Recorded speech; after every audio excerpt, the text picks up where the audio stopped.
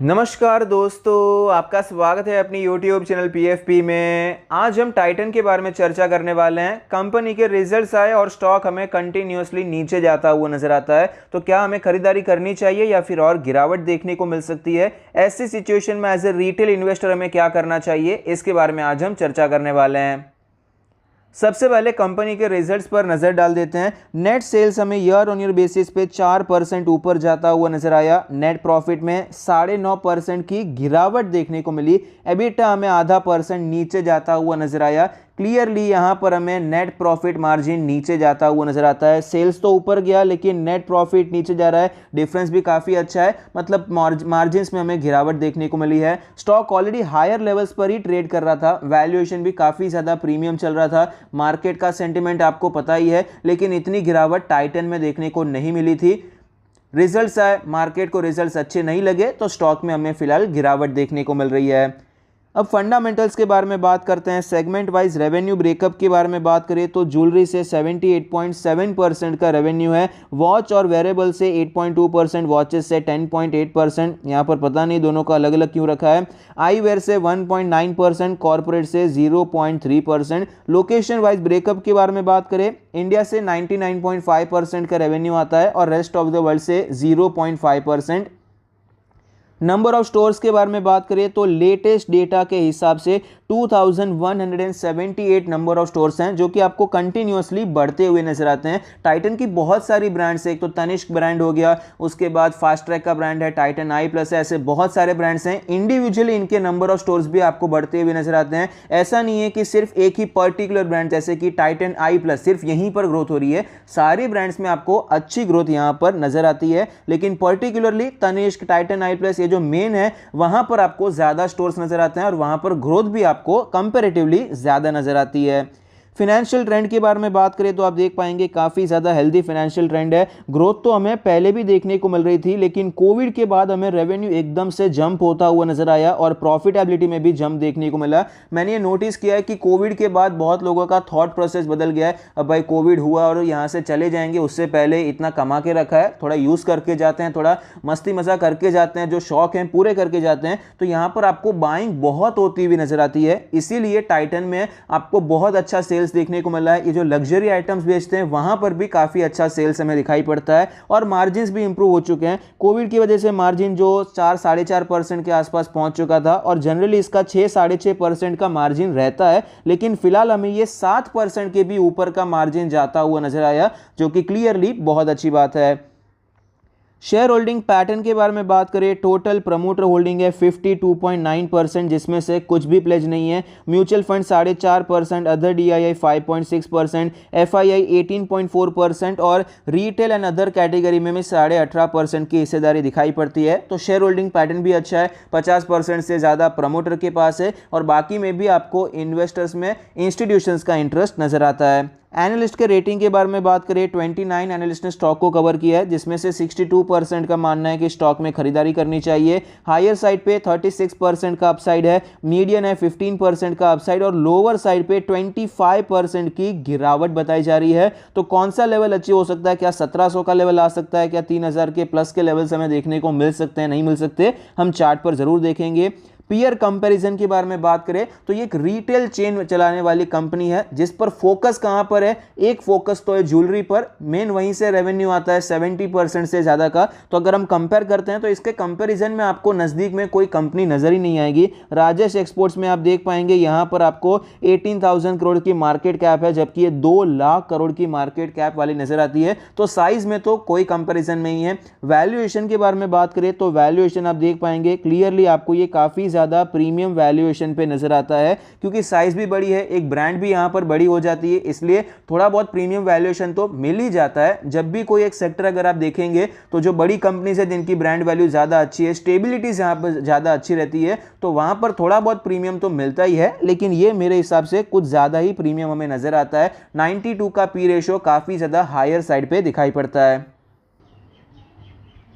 Stock के chart पर हमें क्लियरली पता चलता है कि स्टॉक कंटिन्यूसली 2600 से लेकर 2700 के बीच में रेजिस्टेंस लेता हुआ नजर आया है पिछले कुछ समय से। जब से ये आपको मार्केट की हालत खराब होती हुई नजर आई, अक्टूबर में यहाँ पर टॉप लगाया, उसके बाद यहाँ पर टॉप लगा, फिर यहाँ पर रिसेंट टॉप बनाने के बाद स्टॉक में हमें गिरावट देखने को मिली है और एक ट्रेंड लाइन भी हमें टूटती हुई नजर आती है। इसी ट्रेंड लाइन पर स्टॉक चल रहा था, मल्टीपल टाइम सपोर्ट ले चुका था, तो ये सपोर्ट भी वीक हो चुका था और यहाँ से तुरंत बाउंस बैक नहीं आया, तो यहाँ पर अंदेशा तो था ही कि गिरावट देखने को मिल सकती है और Q4 रिजल्ट्स आए और यहाँ पर हमें गिरावट देखने को मिली और फिलहाल ये स्टॉक अपने 200 डेज के मूविंग एवरेज पे ट्रेड कर रहा है। इतनी गिरावट देखने को मिली है कि ये मूविंग एवरेज आज टूट चुका है। यहाँ पर आपको कोई सपोर्ट भी फिलहाल के लिए तो लेता हुआ नजर नहीं आया, थोड़े दिन के बाद यहाँ पर सपोर्ट लेने की कोशिश कर सकता है।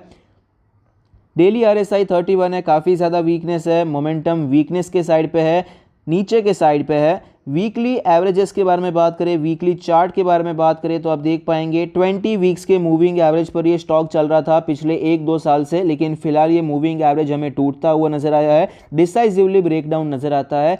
वीकली RSI के बारे में बात करें तो 43 का वीकली RSI है। बहुत समय के बाद यहाँ पर 40 के आसपास के वीकली RSI यहाँ पर टाइटन में नजर आए हैं, जो कि एक इंपॉर्टेंट सपोर्ट की तरह भी माना जाता है। 50 वीक्स के मूविंग एवरेज के नज़दीक ट्रेड करता हुआ नजर आता है। इंपॉर्टेंट लेवल्स के बारे में बात करें तो आप देख पाएंगे 2150 से करके 2200 का जोन काफ़ी ज़्यादा इंपॉर्टेंट सपोर्ट जोन है। कई बार यहाँ पर स्टॉक ने पहले सपोर्ट भी लिया है, यहाँ पर गैप अप ओपन हुआ था, फिर यहीं से सपोर्ट लेकर आपको ये ऊपर जाता हुआ नजर आया और फिलहाल ये इसी लेवल के आसपास सपोर्ट लेने की कोशिश कर सकता है। टेक्निकली यहाँ पर गिरावट देखने को मिली, फिर थोड़ा कॉन्सोलिडेशन हुआ, फिर से गिरावट हुई, तो ये जो लेंथ थी वो यहाँ पर रिपीट होनी चाहिए और वो ऑलरेडी रिपीट हो चुकी है, तो टेक्निकल टारगेट यहाँ पर कंप्लीट हो चुका है। तो हम एक्सपेक्ट कर सकते हैं कि स्टॉक यहां पर पहला सपोर्ट लेने के बारे में सोच सकता है। रेजिस्टेंस के बारे में बात करें तो यहां पर अगर तेजी देखने को मिलती है तो सबसे पहले 2400 के आसपास, 2450 के आसपास स्टॉक को रेजिस्टेंस लेना पड़ेगा, क्योंकि काफी इंपॉर्टेंट सपोर्ट था, काफी टाइम तक यहां पर ये कंसोलिडेट कर रहा था। तो अभी यहां पर ऊपर जाएगा तो यहीं से आपको थोड़ी बहुत गिरावट देखने को मिल सकती है।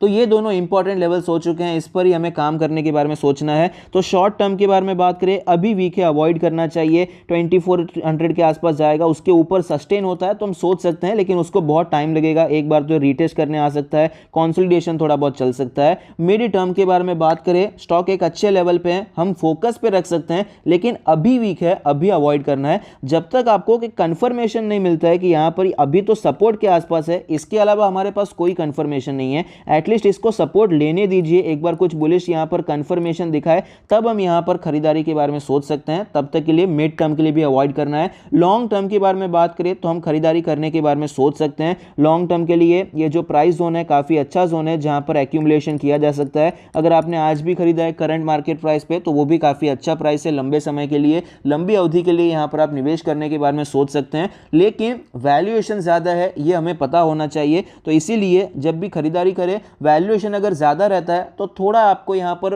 कंजर्वेटिव होकर खरीदारी करना ज़्यादा ज़रूरी हो जाता है। अगर आप 100 क्वांटिटी खरीदना चाहते हैं, ऐसा नहीं कि पूरी की पूरी 100 क्वांटिटी आपने इसी प्राइस पे खरीद ली है, यहाँ पर आपको 40 क्वांटिटी 30 क्वांटिटी खरीदनी चाहिए। बाकी क्वांटिटी तब खरीदनी चाहिए जब यहाँ पर टेक्निकल स्ट्रेंथ देखने को मिले या फिर हमें वैल्यूएशन बेटर होते हुए नजर आए।